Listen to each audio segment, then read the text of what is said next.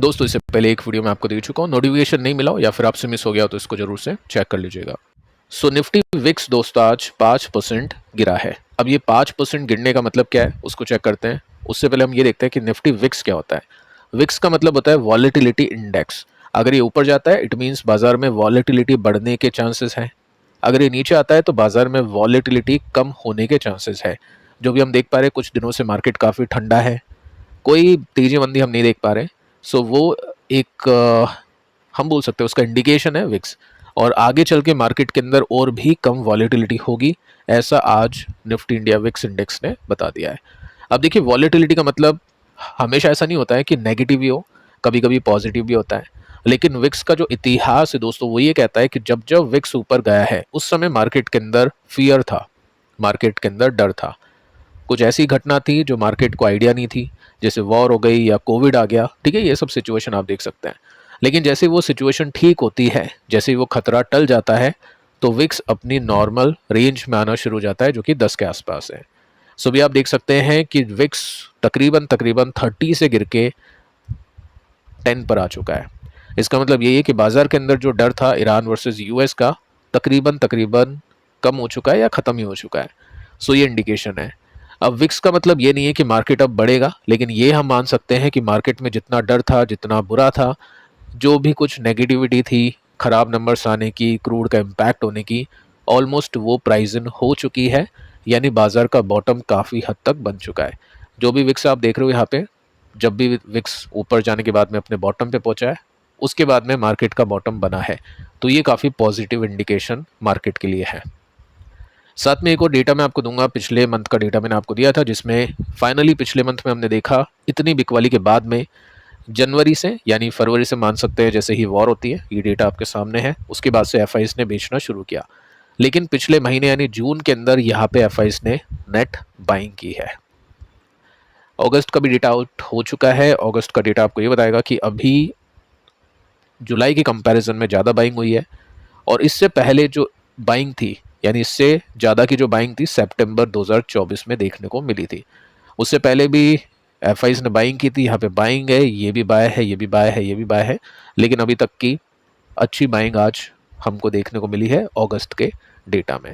तो इंडिकेशन साफ साफ यही है कि इंडिया के बढ़ने की वजह से एफआईज यहाँ पे नहीं आ रही है, इमर्जिंग मार्केट के गिरने की वजह से एफआईज आ रही है। यानी जो कोरिया का मार्केट है वहाँ से पैसा निकला है और उस वजह से इंडिया में अभी डिप्लॉय होता हुआ देखने को मिल रहा है। साथ में आज का भी डेटा अगर मैं आपको दिखाऊं तो 500 करोड़ के आसपास की बाइंग है। पिछले 3 दिन से हम बाइंग देख पा रहे हैं। और ये जो डेटा है 10 दिन का, उसके अंदर भी मैक्सिमम हम ग्रीन देख सकते हैं। तो कहने का मतलब यह है कि निफ्टी अभी एक सही लेवल पे है, एक सही जगह पर है, जहाँ पे लॉन्ग टर्म इन्वेस्टर ध्यान दे सकता है।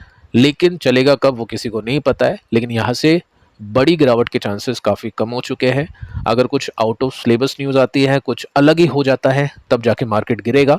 नहीं तो ये जो भी न्यूज़ अभी चल रही है मार्केट के अंदर, ट्रम्प, ईरान, यूएस टैरिफ, ये ऑलमोस्ट प्राइस इन हो चुकी है। सो अब दोस्तों स्टॉक्स पे आते हैं। देखिए कंपनी है सीपी प्लस, इसको हमने डिस्कस किया था ग्रोथ के बेसिस पे। अब एक बार आप इसको देख लेना समझ के। नेक्स्ट क्यूपिड वाली इसमें कोई ऐसी बात नहीं है, ठीक है, जो आप ये सोचो कि अगला क्यूपिड होगा तो मैं इसको खरीद लेता हूँ। ये मैं ब्लंटली इसलिए कह रहा हूँ, काफ़ी लोग ये गलती करेंगे, नेक्स्ट क्यूपिड समझ के खरीद लेंगे। क्योंकि लोग पूरा वीडियो देखते नहीं है, लोग समझते नहीं है ब्रेकआउट कब होगा, ब्रेकआउट नहीं होगा तो क्या होगा, ठीक है। वो जो लोग समझते हैं उनकी बात अलग है। लेकिन जो ये सोच के खरीद लेते हैं कि यार ये तो अगला क्यूपिड है, चैनल पर डिस्कस हो गया, उनके लिए बताने की कोशिश है अगला क्यूपिड ये नहीं है। क्योंकि यहाँ पे आपको सबसे पहले देखना होगा कि ब्रेकआउट है या फिर नहीं है। फर्स्ट हम ये देखते हैं जो पैट है इसके प्रॉफिट आफ्टर टैक्स, वो कंसिस्टेंट नहीं है। यहाँ पे हमने 3 साल का कंसोलिडेशन देखा, उसके बाद में एकदम से तेजी आती है। फिर 2 साल का कंसोलिडेशन देखा, उसके बाद में तेजी आती है। तो क्यूपिड में ये चीज़ नहीं है। लेकिन ग्रोथ इसमें आएगी अगर नंबर्स अच्छे आते हैं अगले क्वार्टर के अंदर। क्योंकि पिछले 5 क्वार्टर से कंपनी काफ़ी अच्छा परफॉर्म करी है। मार्केट ने यही एक्सपेक्ट किया था कि ये जो क्वार्टर आएगा ये 169 से ऊपर जाएगा। लेकिन हुआ क्या, ये क्वार्टर नीचे चला गया। सो अगले क्वार्टर में अगर नंबर्स अच्छे आते हैं तो हाई चांसेस हो गए कंपनी के चलने के। क्योंकि ये जो ग्रोथ फेज अभी चल रहा है पिछले 4-5 क्वार्टर से, ये अच्छा खासा है और ये मेंटेन रहता है तो स्टॉक काफ़ी तेज हो सकता है। लेकिन उसके लिए आपको देखना होगा ब्रेकआउट, और उसके लिए आपको चेक करने होंगे टेक्निकल्स। देखो पिछले ब्रेकआउट के अंदर यहाँ पे अच्छी खासी तेजी बनी, स्टॉक 100% से भी ऊपर चला गया। अगर ये ब्रेकआउट आता है तो चांसेस काफ़ी हाई हो गए, लेकिन नंबर्स वैसे गए नहीं है, तो फिर नंबर्स खराब आने के चलते स्टॉक गिरा था। ये जो बड़ी लाल कैंडल आप देख पा रहे हैं, ये नंबर्स खराब आने की वजह से बनी थी। अभी हम क्या सोच सकते हैं कि ये सपोर्ट है, मेंटेन हो गया, ये रेसिस्टेंस है, हो सकता है यहाँ तक पहुंच जाए, हो सकता है यहाँ तक पहुंच जाए, ठीक है। इसके बाद में ब्रेकआउट होगा, उसके पीछे कोई डेटा होगा या नहीं होगा, उसके बेसिस पे आपको इसको जज करना होगा। अभी आप ये समझ सकते हैं कि ये जो गैप है 10-12% का, एटलीस्ट ये कवर हो सकता है। इसके बाद में एथर को देखते हैं। 4% की तेजी आज इसमें बनती है, 1500 रुपये का प्राइस है, और एथर के अंदर तो एंट्री काफ़ी मुश्किल हो चुकी है इन्वेस्टर की। जो भी ये सोच पा रहे हैं कि यार ये तो 20-25% गिरेगा उसके बाद मैं एंट्री करूंगा, तो वो तो काफ़ी डिफिकल्ट हो चुका है, क्योंकि लॉसेस जिस तेजी से इसमें कम हुए हैं वो आपके सामने है, 1800, 500, 300। सो कंपनी ने ये भी कहा है कि अब लॉस और कम होगा, और कंपनी ने कहा है कि उसके बाद में कंपनी प्रॉफिटेबल बन जाएगी। प्लस मार्केट के अंदर भी आप देखोगे ना, तो एथर की स्कूटर्स ज़्यादा देखने को मिलेंगे ओला के कंपैरिजन में, और जो सर्विस है वो भी काफ़ी अच्छी है। और ये डेटा भी आपको बताने की कोशिश कर रहा है कि जिस तरह से कंपनी का लॉस कम हो रहा है और कंपनी की सेल्स बढ़ रही है।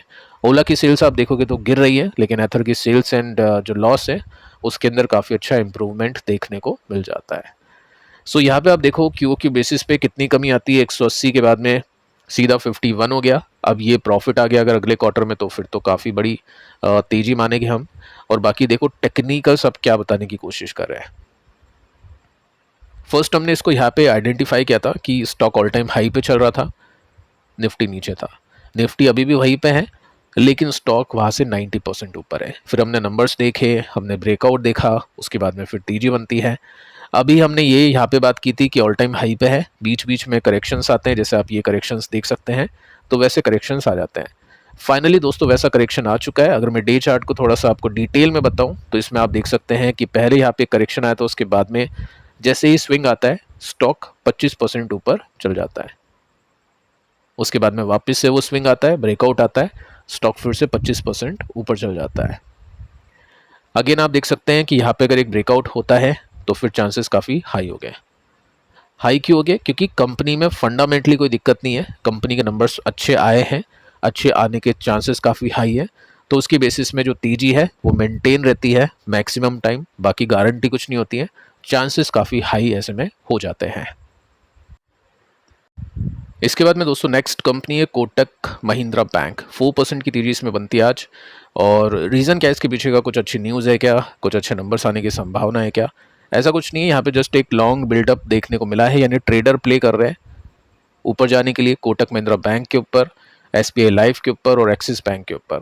शॉर्ट किया जा रहा है नेस्ले, एटर्नल और एयरटेल, ये कुछ कंपनीज हैं जहाँ पे शॉर्ट बिल्डअप देखने को मिल रहा है। तो उसके बेसिस पे यहाँ पे परफॉर्मेंस देखने को मिला है, कुछ खास है नहीं, गैप बचा हुआ है 10% का, बाकी काफ़ी टाइम से थका हुआ है, काफ़ी टाइम से अंडर परफॉर्म करा है। बैंक्स में अगर हम देखें जिसमें अच्छी ग्रोथ है वो ICICI बैंक है, NPA के हिसाब से भी काफ़ी सही कर रहा है, और जो ग्रोथ है प्रॉफिट की उसके हिसाब से भी काफ़ी सही कर रहा है। इसके बाद में देखिए नेक्स्ट कंपनी है डिविस लैब। 3% की तेजी इसमें बनती है, 52 वीक के हाई पे जा चुका है।